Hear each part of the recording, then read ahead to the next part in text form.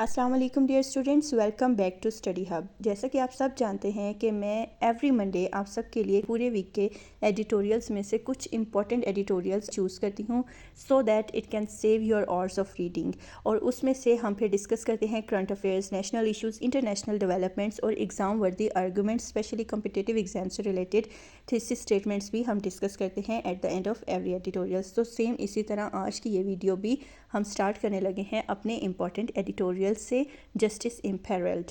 تو اسٹوڈنٹس، یہ editorial accountability, human rights, judicial reforms, good governance, rule of law اور constitutionalism جیسے important topics کو یہ کور کرے گا۔ یہ جو ایڈیٹوریل ہے تو اس کو آپ نے ضرور غور سے سننا ہے۔ سب سے پہلے ہم ٹائٹل کی ایکسپلینیشن دیکھتے ہیں۔ جسٹس امپیرلڈ، امپیرلڈ کا کیا مطلب ہوتا ہے؟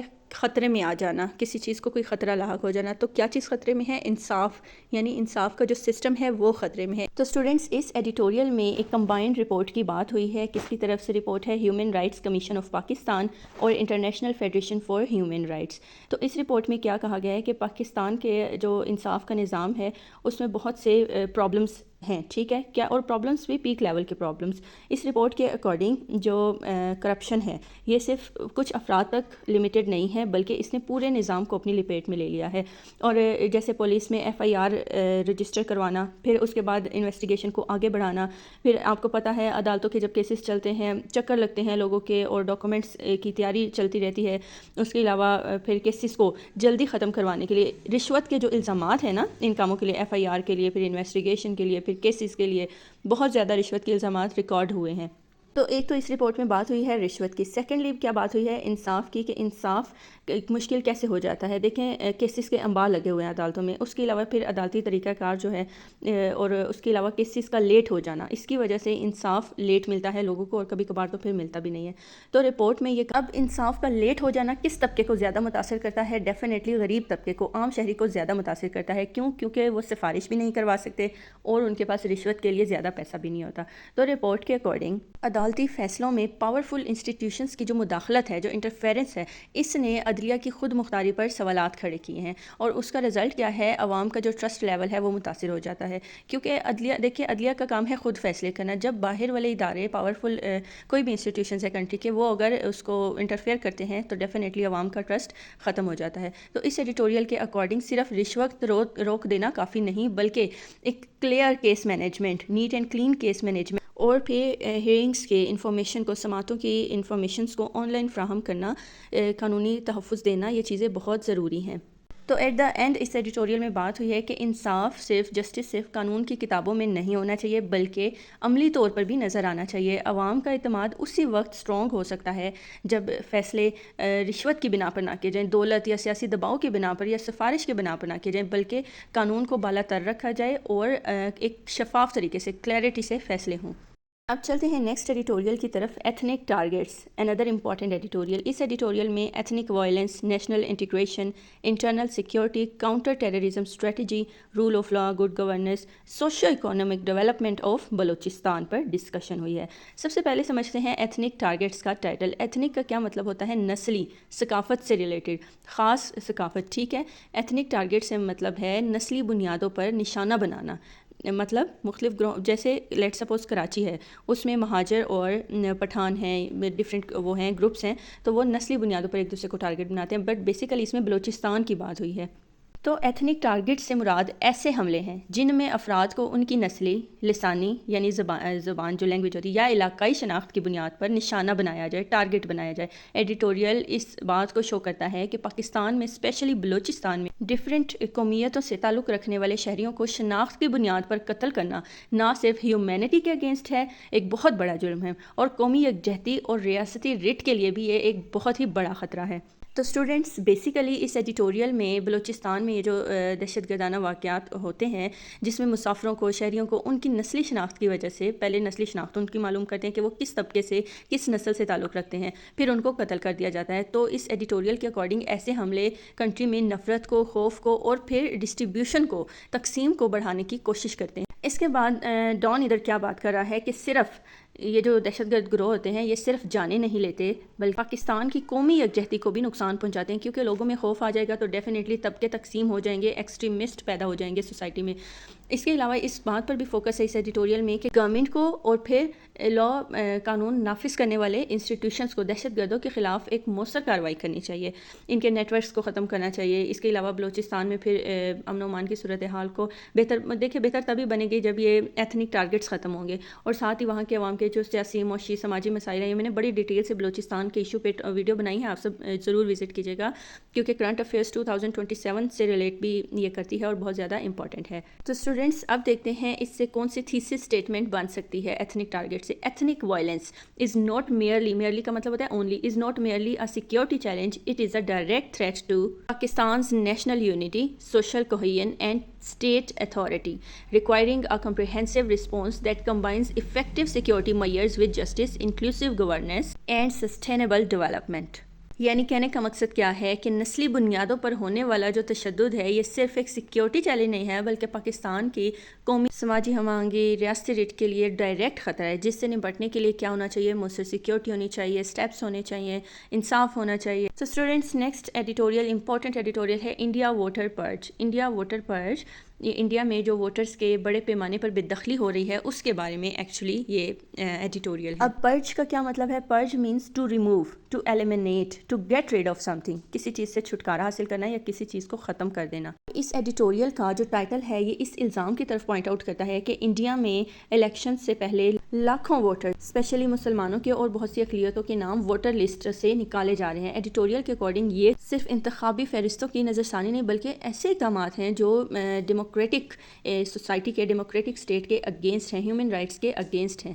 تو اس ایڈیٹوریل کے اکارڈنگ اور جتنا ہمیں نالج ہے کہ انڈیا میں کیا ہو رہا ہے، کافی عرصے سے مسلمانوں کو اور بہت سی اقلیتوں کو سیاسی طور پر، سماجی طور پر کمزور کرنے کی کوشش کی جا رہی ہے، اور اس کی اگزامپل یہ اب جو ہوا ہے انڈیا میں کہ الیکشنز میں انہوں نے ووٹنگ لسٹ سے، یہ جو ووٹر لسٹنگ ہوتی ہے اس سے لاکھوں افراد کے نام نکال دیے ہیں، اسپیشلی مسلمس کے۔ اور اسی کی وجہ سے یو این نے کیا کیا، اقوام متحدہ کے 3 جو ممبرز ہیں اسپیشل، انہوں نے بھارتی حکومت سے، انڈین سے انہوں نے کیا وضاحت طلب کی ہے۔ اب وضاحت کیوں طلب کی ہے؟ کیونکہ تقریباً انفارمیشن، یہ جو ڈفرینٹ رپورٹس ہوتی ہیں ان کے اکارڈنگ 5 کروڑ 20 لاکھ ووٹرز کے نام مختلف اسٹیٹس میں سے ووٹر لسٹ میں سے نکال دیے گئے ہیں، اتنے زیادہ نمبرز۔ تو اسی لیے اقوام متحدہ نے کوشچن کیا ہے، وضاحت طلب کی ہے۔ تو ایڈیٹوریل کے اکارڈنگ الیکشن کمیشن نے بھی اس عمل کو اسپیشل انٹینسو ریویژن کا نام دیا ہے، لیکن پھر کیا ہوا ہے، بہت سے حلقوں میں مسلمانوں کے نام بہت سے غیر معمولی تعداد ہے جن کو نکالا گیا ہے۔ اچھا، ایک تو نام ان کے نکال دیے گئے، پھر بعض علاقوں میں کیا ہوا ہے انڈیا میں ریسنٹلی کہ شناختی ان کے ڈاکومنٹس ہونے کے باوجود، آئی ڈی کارڈز ہونے کے باوجود ان کو غیر قانونی بنگلہ دیشی قرار دے کر ان کے جو ووٹ کا حق ہے وہ ان سے لے لیا گیا ہے۔ تو اس ایڈیٹوریل کا کہنا ہے کہ یہ جو سٹیپ ہے یہ پاسٹ کے متنازع قوانین کون سے تھے؟ سٹیزن شپ امینڈمنٹ ایکٹ اور national register of citizen NRC، ٹھیک ہے، اس کا یہ ایک کنٹینیوٹی ان میں نظر آتی ہے۔ تو لاسٹ میں بھی اس ایڈیٹوریل میں یہی بتایا گیا ہے کہ اگر نسلی بنیاد پر اسپیشلی مسلمانوں کو، ٹھیک ہے، مذہب کی بنیاد پر اگر ان کو الگ کر دیا جاتا ہے، ووٹر لسٹ سے نکال دیا جاتا ہے، تو پھر جو ڈیموکریٹک اسٹیٹ کی ڈیموکریسی ہے اس پر بہت بڑا کوسچن آ جاتا ہے۔ تو CSSPMS کے حوالے سے تھیسس اسٹیٹمنٹ نکالتے ہیں ہم اس سے، جمہوریت کی حقیقی قانونی حیثیت تمام شہریوں کی مساوی سیاسی شرکت سے قائم ہوتی ہے۔ اگر انتخابی عمل کے ذریعے معاشرے کے کسی طبقے کو غیر متناسب طور پر حق رائے دہی سے محروم کیا جائے تو اس سے عوام کا ٹرسٹ، جمہوری اقدار اور قانون کی جو بالادستی ہے، جو قانون کی حکمرانی ہے، وہ شدید متاثر ہوتی ہیں۔ تو یہ تھا ہمارا انڈیا ووٹر پرچ۔ نیکسٹ ایڈیٹوریل کی طرف چلتے ہیں، AJK violence, again an important editorial. AJK means Azad Jammu Kashmir, violence means تشدد۔ اس ایڈیٹوریل کا جو ٹائٹل ہے یہ آزاد جموں کشمیر میں جو تشدد ہو رہا ہے اس کی طرف یہ پوائنٹ آؤٹ کرتا ہے۔ ایڈیٹوریل اس بات پر فوکس کرتا ہے کہ اختلافات یا احتجاج اگر تشدد میں بدل جائیں، ٹھیک ہے، تو اس سے نہ صرف عوامی جان و مال کو نقصان پہنچتا ہے بلکہ پھر کیا ہوتا ہے، جتنے بھی ریاستی ادارے ہیں ان پر اعتماد بھی متاثر ہو جاتا ہے۔ اسی لیے ایسے معاملات کا حل طاقت کے بجائے نیگوشیشن سے، رول آف لاء سے اور رسپانسبل گورننس سے اس کا حل تلاش کرنا چاہیے۔ تو بیسیکلی اس ایڈیٹوریل میں کیا بات ہوئی ہے کہ جو آزاد جموں کشمیر ہے اس میں جو تشدد کے جو وائلنس کے واقعات ہیں اس کا جائزہ لیا گیا ہے، اور اس بات پر ایک کنکلوڈ کیا گیا ہے کہ سیاسی و سماجی اختلافات اتنے زیادہ ہو گئے ہیں کہ لوگوں کی جانیں وہ سیاسی و سماجی اختلافات کے سامنے کچھ بھی نہیں لگتی، لوگوں کی جانوں کا ضیاع ہو رہا ہے، امن و امان کی خرابی ہو رہی ہے، اور سیاسی و سماجی اختلافات کو پرائیورٹی دی جا رہی ہے۔ تو اس کے علاوہ جو حکومت ہے اور جو پھر اس سے ریلیٹڈ انسٹیٹیوشنز ہیں ان کی رسپانسبلٹی بنتی ہے کہ پہلے اپنی عوام کو سنیں، پہلے عوام کے مسائل کو ایڈریس کریں، ان کے مسائل کو حل کریں، اور پھر اپنے جو بھی سیاسی آپ کے ایشوز ہیں اس کو آپ سامنے لے کے آئیں، اور کیونکہ جب یہ عوام کے مسائل نہیں سنے جائیں گے تو ڈیفینیٹلی ایک اسٹیٹ میں ایک ریجن میں تصادم تو ہوگا۔ اس کے علاوہ پھر اس ایڈیٹوریل میں سٹیزنز کے لیے، شہریوں کے لیے بھی ایک میسیج ہے کہ جو احتجاج وہ کرتے ہیں وہ پرامن احتجاج ہونا چاہیے، کوئی ایکسٹریمسٹ لیول کا، پیک لیول کا نہ ہو، اور پھر جو ریاستی ادارے ہیں ان کی بھی یہ رسپانسبلٹی ہے کہ وہ پاور کا استعمال نہ کریں، قانون کا استعمال نہ کریں اس ڈائریکٹ، بلکہ بالکل جس طرح آخری حل ہوتا ہے تب وہ کر سکتے ہیں، وہ بھی تب اگر کوئی احتجاج ایکسٹریم لیول کا ہو رہا ہے یا اس میں معصوموں کی جانیں جا رہی ہیں۔ تو جو بھی انسیڈنٹ ہوتا ہے اس کی شفاف طریقے سے تحقیق کریں، یہ ریلیٹڈ انسٹیٹیوشنز کا کام ہے۔ دیکھیں جب کسی واقعے کی تحقیق شفاف طریقے سے ہوگی، انصاف مل جائے گا کسی کو، تو نیکسٹ ٹائم کیا ہوگا، احتجاج اس لیول کا نہیں ہوگا جیسے پہلے ہوا احتجاج، یا کوئی وائلنس نہیں ہوگا، مطلب عوام کا جو ٹرسٹ لیول ہے وہ بڑھ جائے گا۔ تو اگر اس کی ہم تھیسس اسٹیٹمنٹ نکالتے ہیں CSS-PMS کے حوالے سے، کوئی questionable statement, the violence in Azad Jammu Kashmir underscores the need for democratic dialogue, accountable governance and adherence to the rule of law, as sustainable peace can only be achieved through justice, public trust and peaceful conflict resolution۔ یعنی کہ جو آزاد جموں کشمیر ہے اس میں پیش آنے والا جتنا بھی وائلنس ہے اس حقیقت کو اجاگر کرتا ہے کہ پائیدار امن صرف جمہوری ڈائلاگ، جوابدہ طرز حکمرانی، اور یعنی اکاؤنٹیبل گورننس، اور پھر قانون کی بالادستی، انصاف کی فراہمی اور عوامی اعتماد کے ذریعے ہی پاسبل ہو سکتا ہے۔ نیکسٹ ایڈیٹوریل ہے ہمارے پاس بیرن ریفارمز۔ بیرن کیا ہوتا ہے؟ کوئی بنجر چیز، مطلب جو پھل نہ دے سکے، جو فروٹ نہ دے سکے، اس کو کہتے ہیں بیرن، یعنی بانج چیز، ٹھیک ہے۔ اور ریفارمز کا مطلب اصلاحات یا پالیسیز آپ کہہ لیں ادھر، اکارڈنگ ٹو دا ایڈیٹوریل، ٹھیک ہے۔ تو بیرن ریفارمز کا مطلب ایسی اصلاحات، ایسی ریفارمز جو صرف دعووں تک محدود رہیں، لمیٹڈ رہیں، اور عملی اس کا کوئی نتیجہ نہ ملے، اور پھر ایسی ریفارمز جس کا کوئی عملی نتیجہ ہی نہ نکلے، زرعی شعبے کی جو حقیقی ترقی ہے اس میں ناکام ثابت ہو جاتی ہیں ایسی ریفارمز۔ تو اسٹوڈنٹ سب سے پہلے ایک چیز کو آپ سمجھ لیں کہ زرعی ملک ہوتا کیا۔ دیکھیں پاکستان ایک زرعی ملک ہے، ایگریکلچرل کنٹری ہے، ایسا کنٹری جس کے زیادہ تر لوگوں کا جو روزگار ہے وہ زراعت سے منسلک ہو، ٹھیک ہے، اس کو کہتے ہیں زرعی ملک۔ تو پاکستان کا جو زرعی شعبہ ہے اس میں مسلسل زوال کیوں آ رہا ہے، اصلاحات کی ناکامی کیوں ہے، اسی ایڈیٹوریل میں، یہ جو ایڈیٹوریل ہے بیرن ریفارمز، اس میں اسی بات پر ڈسکشن ہوئی ہے۔ میں نے آپ سے پہلے بھی ڈسکس کیا کہ زراعت پاکستان کی معیشت کا، خوراک کی فراہمی کا، اور اس کے علاوہ پھر روزگار کا ایک بیسک پلر ہے، ٹھیک ہے۔ لیکن بہت سے عرصے سے یہ جو شعبہ ہے زراعت کا یہ زوال پذیر ہوتا جا رہا ہے۔ کیوں؟ دیکھیں جب ہماری امپورٹس بڑھ جائیں گی، ٹھیک ہے، جب ہم باہر کی کنٹری سے منگوائیں گے چیزیں، اور باہر کی کنٹری سے بھی مطلب دیکھیں نارمل بندہ تو باہر کی کنٹری سے نہیں منگوا سکتا نا، اچھی گندم، اچھے چاول، باقی جتنی بھی اچھی چیزیں ہیں فصلوں سے ریلیٹڈ، ٹھیک ہے، اناج وغیرہ۔ تو جو ایلیٹ کلاس ہے، اس کے علاوہ جو اچھی اپر کلاس فیملیز ہیں، وہ جب بیرونی ملک جب وہ اس طرح کی شاپنگ کرتی ہیں، چیزیں منگواتی ہیں، تو ڈیفینیٹلی اپنی کنٹری کی زراعت پر ڈائریکٹ اثر پڑتا ہے، معیشت پر ڈائریکٹ اثر پڑتا ہے، وہ کیسے انکم کم ہو جاتی ہے۔ اور پھر کیا ہوتا ہے، ہم اپنے کسانوں کو ریلیف نہیں دیتے، ہم اپنے کسانوں پہ ٹرسٹ نہیں کرتے، ہم ان کو وہ سہولتی نہیں پرووائڈ کرتے جس سے وہ اپنے لیے فائدہ اٹھائیں، اپنی زمینوں کو وہ مزید وہ گرو کر سکے فصلوں کو۔ دیکھیں کوشچن آتا ہے کہ کسانوں کو کیسی مشکلات، اب دیکھیں ایڈیٹوریل اس کا آنسر ہمیں دیتا ہے کہ کسانوں کو بیج بھی مہنگے ملتے ہیں، پھر کھاد مہنگی ملتی ہے، اس کے علاوہ بجلی، پانی جو اتنے مہنگے ہو گئے ہیں، بجلی اسپیشلی، اور پھر جو زرعی میڈیسنز ہوتی ہیں، ادویات ہوتی ہیں، وہ بھی بڑی مہنگی ہوتی ہیں جو کسان کی ریچ سے باہر ہوتی ہیں۔ تو کسانوں کو یہ چیزیں پرووائڈ کرنی چاہیے ان کی ریچ کے اکارڈنگ، تاکہ وہ اچھے طریقے سے فصل کو گرو کر سکیں۔ ایڈیٹوریل سجیسٹ کرتا ہے گورنمنٹ کو کہ جدید ٹیکنالوجی اور آبی نظام جو ہے وہ بھی افیکٹو بنائے، اس کے علاوہ اچھے بیج کسانوں کو پرووائڈ کرے، نئی پالیسیز بنائے، اور صرف بنائے نہیں، ان پر پھر عمل بھی کرائے، تاکہ جو زراعت ہے، جو ایگریکلچر ہے، یہ اگین ہمارے کنٹری کی اکانومی کا ایک اسٹرانگ پلر بن سکے۔ تو اب میں ادھر ایگزامس کے پریپریشن کے لیے ایک پریکٹس اسٹیٹمنٹ آپ کو دیتی ہوں۔ پاکستان's agricultural crisis cannot be resolved through symbolic policy announcements Only comprehensive, well-implemented and climate-resilient reforms can ensure food security, economic growth and sustainable rural development. یعنی پاکستان کا جو زرعی بحران ہے صرف اعلانات یا نمائشی اصلاحات سے وہ حل نہیں ہو سکتا، بلکہ اس کے لیے افیکٹو عمل درآمد والی پالیسیز چاہیے. یعنی افیکٹو موسمیاتی تبدیلی سے ریلیٹڈ اسٹرانگ پالیسیز، اس کے علاوہ جدید زرعی ٹیکنالوجی اور فرینڈلی کسان دوست ریفارمز ہی غذائی تحفظ، معاشی ترقی اور ایک پائیدار رورل ہیپینس کو ایک یقینی بنا سکتی ہیں. ٹھیک ہے. تو اسٹوڈنٹس نیکسٹ ایڈیٹوریل ہے گلف ایسکلیشن. گلف کا مین آپ کو کافی بار سمجھا چکی ہوں، اس کی میپنگ سے سمجھا چکی ہوں. آپ کو ڈیٹیلڈ ویڈیو میرے یوٹیوب چینل پر آپ لازمی دیکھا کریں پچھلے لیکچرز کی بھی، تاکہ آپ کو اگلے لیکچر کی بھی ایزیلی سمجھ آ سکے.